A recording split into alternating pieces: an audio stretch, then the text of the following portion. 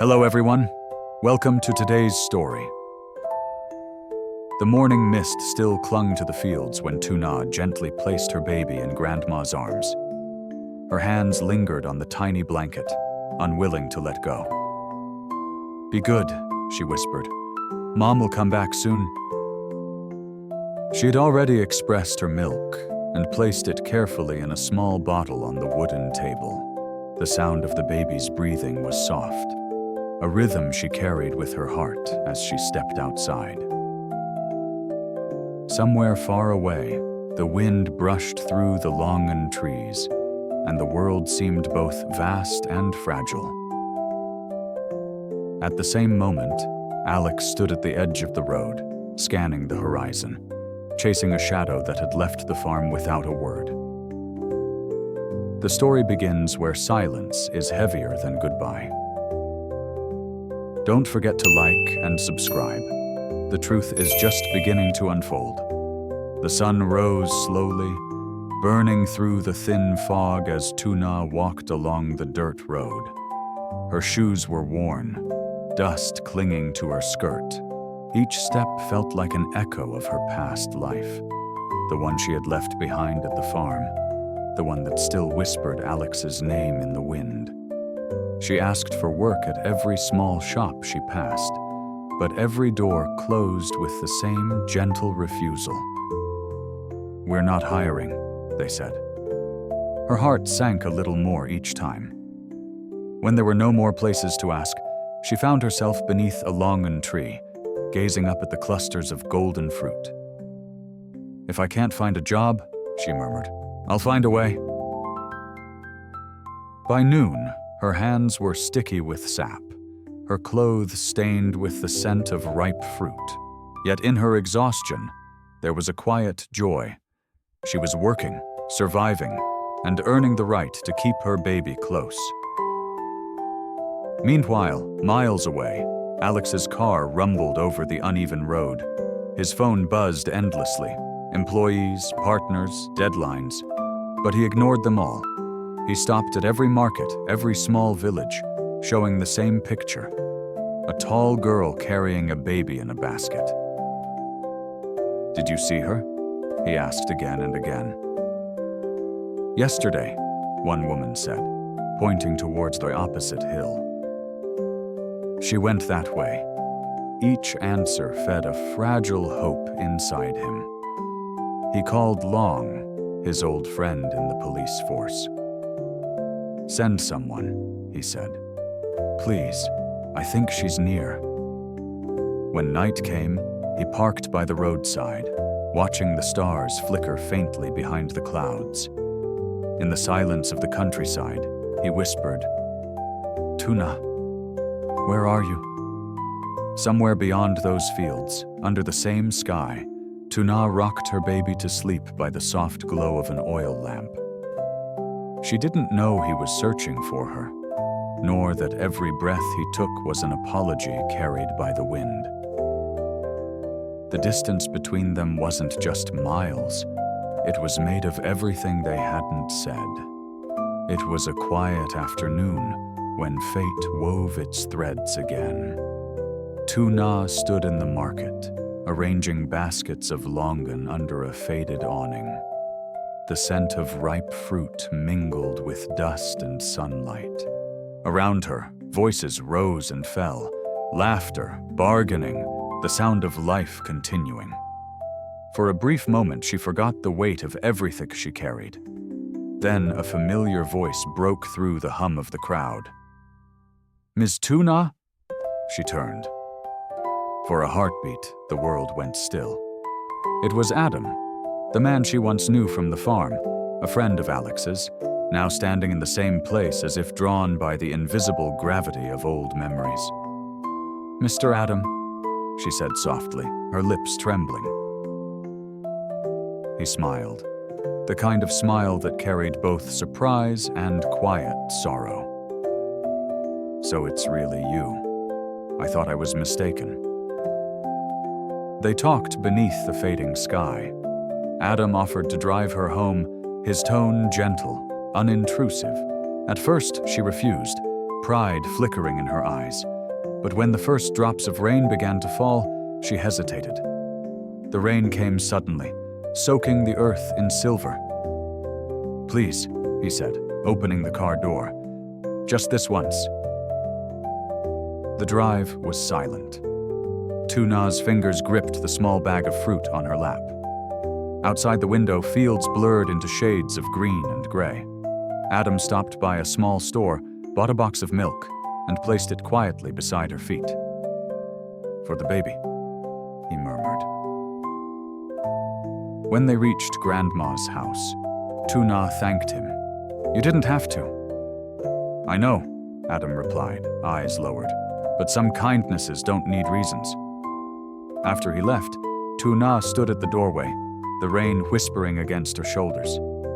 Inside, her baby slept peacefully. Grandma smiled when she saw the milk. "He's a good man," she said. Lytuna only nodded, staring out into the mist. That same night, Alex and Long searched the nearby villages. They spoke to everyone: vendors, farmers, travelers, and again, someone mentioned seeing a woman with a baby. Alex's heart raced. "Where?" he asked, his voice unsteady. "Over that hill," came the answer. He drove until the headlights blurred, until hope became pain. But when dawn broke, the trail went cold again. By morning, he sat alone by the roadside, dust on his shoes and silence in his chest. "Lytuna," he whispered, "do you know how much I miss you?" Far away, as sunlight entered the small wooden house, Lytuna looked down at her sleeping child. "We'll be okay," she whispered, though her eyes glistened. Somewhere, deep inside, she still felt him, a thread of longing stretching across miles and mistakes. And at that moment, everything changed. The next morning, mist draped itself over the fields like an unfinished memory.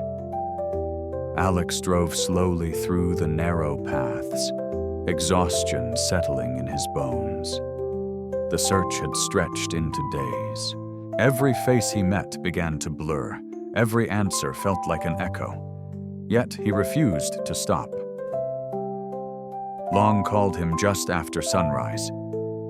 "We've searched every nearby village," he said, "but no one has seen her today." Alex leaned against the car, his voice low. "She must still be here. She wouldn't go far with a child." There was a silence on the line, heavy and human. "Sometimes," Long finally replied, "the ones we love most are the hardest to find, not because they're gone, but because we never really saw them clearly before." Alex closed his eyes. In the hush of dawn, those words struck deeper than he expected. He realized that perhaps he wasn't just searching for Lytuna. He was searching for the part of himself he had lost when he let her walk away. That afternoon, while driving past a small market, he stopped to refuel. He saw a vendor selling longan and, for a second, his breath caught. The scene was almost identical to the description he had heard. The baskets, the fruit, the gentle voice of a woman laughing softly as she arranged them. But when she turned, it wasn't Lytuna. Still, something in that moment broke him open. The realization that his search had become a prayer, not a pursuit. He stood there quietly, hands trembling, as if letting go might finally bring her back. Across the hills, at that same hour, Lytuna sat by the river, washing the fruit she planned to sell. The baby was asleep on a mat nearby, sunlight tracing golden lines across his face. The water was cool, flowing steadily, carrying away dust and time. She remembered Alex then, his steady voice when he was calm, his silence when he was hurt. For the first time since leaving, she didn't feel anger or fear.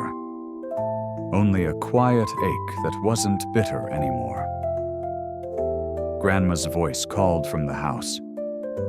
"Tuna, come inside, the baby's awake." She smiled faintly, wiping her hands dry. "Yes, I'm coming." Inside, the small room was filled with the smell of warm milk and the laughter of an infant. Life, in its simplest form, still went on. Meanwhile, Alex returned home as the sun began to set.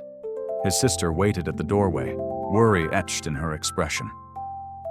"Any news?" He shook his head. "No." "Then you've done what you can," she said softly. "Maybe it's time to rest." Alex looked at her, eyes distant. "Rest? How do you rest when your heart's still out there somewhere?" She didn't answer. She simply placed a hand on his shoulder, firm, grounding. Then stopped chasing. Let her find her way back, if that's what's meant.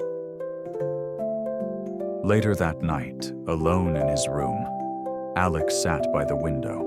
The city lights shimmered far away, and the air smelled faintly of rain. He thought about her. Not the way she left, but the way she laughed once, her eyes like quiet storms. He whispered almost to himself, "Maybe love isn't about finding. Maybe it's about waiting. The kind of waiting that teaches you who you are." Outside, the wind moved through the longan trees again, carrying both his silence and her name. Weeks passed. The fields turned gold again, and the air carried that early scent of harvest, a sign that seasons were changing, whether hearts were ready or not. Tuna sat on the wooden porch, the baby cradled against her chest. The child's breathing was steady, a gentle rhythm that seemed to mend all the fractures inside her. Grandma hummed softly in the background, the lullaby weaving through the sound of cicadas. Life had settled into a quiet order, modest, fragile, but peaceful. Some evenings, when the wind rose from the west, she would look toward the distant hills. The sky there often turned the color of embers, and she would wonder if Alex ever stood beneath the same light, thinking of her. She never spoke it aloud, but in her heart there was still a space, not of longing, but of gratitude, because some people remain even when they're gone. Far away, Alex returned to his office overlooking the fields. His hands no longer trembled when he touched the stack of papers, though the silence in his office often reminded him of her. Long came by sometimes to check in, always asking, "Still no word?" Alex would only smile faintly. "No, but I think she's safe. That's enough." One evening, after everyone had left, he found himself walking to the edge of the farm. The soil was soft beneath his shoes, the same soil she once worked with her bare hands. The wind carried the faint fragrance of longan, sweet and sharp, like memory. He closed his eyes and whispered, "Maybe love doesn't end. It just changes shape." Under that twilight sky, it felt as though the distance between them wasn't tragedy anymore, but acceptance. Somewhere beyond the horizon, Tuna held her child, while Alex stood alone, both looking at the same fading sun. And in that stillness, something inside them both settled. The search was over, not because they found each other, but because they found peace within the spaces love had left behind. The wind rose once more, brushing through the trees, scattering a few golden leaves into the air. They drifted upward, dancing briefly before disappearing into the dusk, like two souls, once entwined, now learning to move separately, yet still touched by the same gentle light. She smiled, not because it ended, but because it once was. Sau khi rời khỏi nông trại. Tử Na mang theo con nhỏ đi tìm việc. Bị từ chối nhiều lần, cô đành đi hái trái cây tự mình mưu sinh. Alex bị COL từng khiến cô tổn thương, không ngừng tìm kiếm giữa những làng xa, nhờ cả cảnh sát hỗ trợ nhưng không tìm thấy. Trong khi đó, Adam, người bạn cũ, tình cờ gặp lại, giúp đỡ cô và rời đi trong mưa. Cả hai thế giới song song, một người mẹ trẻ chắc chiêu từng hơi thở để sống, và một người đàn ông day dứt giữa công việc và nỗi nhớ. Khi mùa thu đến, cả hai dừng lại, không vì tìm thấy nhau mà vì tìm lại sự bình yên trong tim mình.